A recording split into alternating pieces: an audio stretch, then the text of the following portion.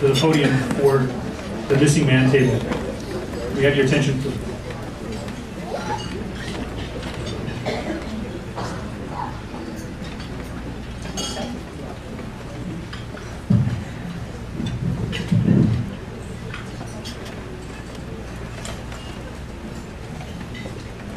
As you entered the room, you may have noticed a table positioned to call your attention to its purpose.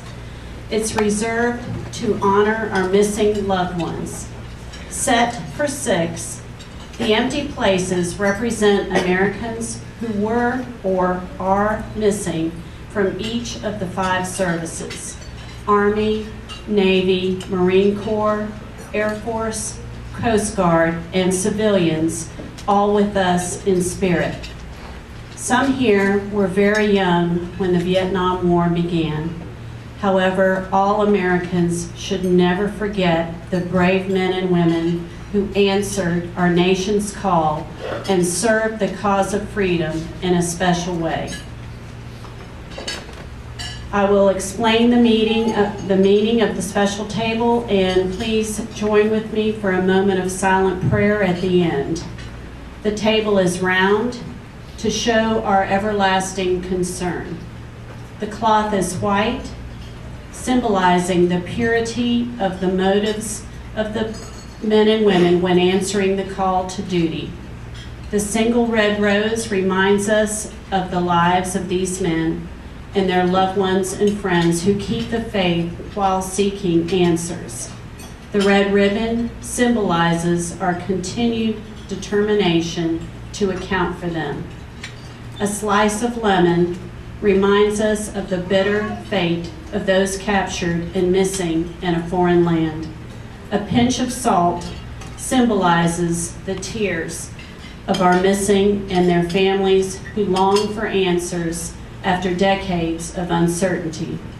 The Bible represents the strength gained through faith in our country, founded as one nation under God to sustain those lost from our midst. The glasses are inverted to symbolize their inability to share this evening's toast. The chairs are empty. They are missing. Let us now raise our water glasses in a toast to honor America's POWs, MIAs, and to the success of our efforts to account for them.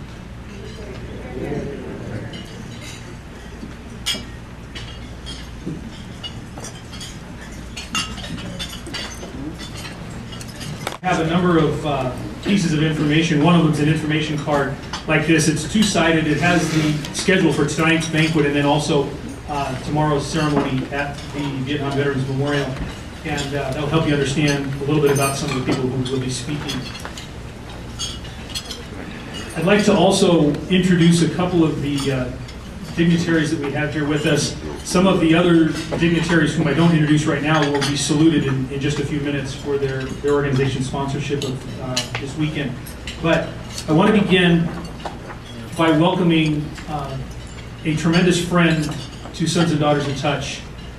Ann Mills Griffith is the Executive Director and Board Member of the National League of POW MIA Families, and she is the go-to person in this nation on the issue of POW and MIA affairs.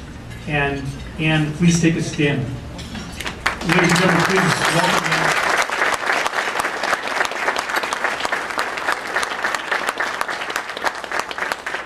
The League will be celebrating its 45th anniversary next month. 41st, I'm sorry, 41st.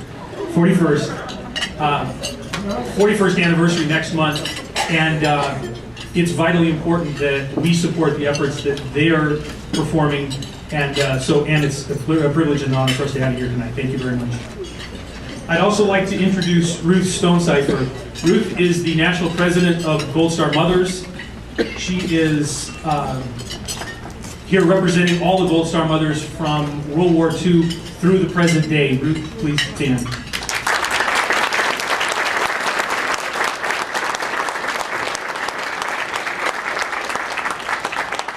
Rose Lee is right here. Rose is here representing Gold Star Wives of America, and Rose is a hero of the career face. So lots of applause.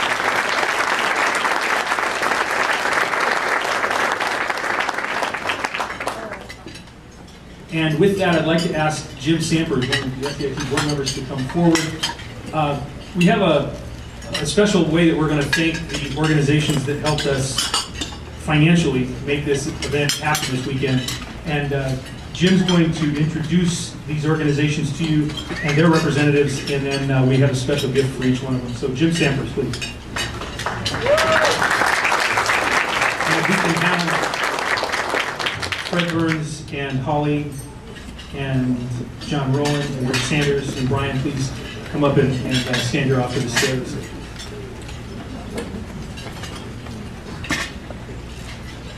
Thank you, Tony.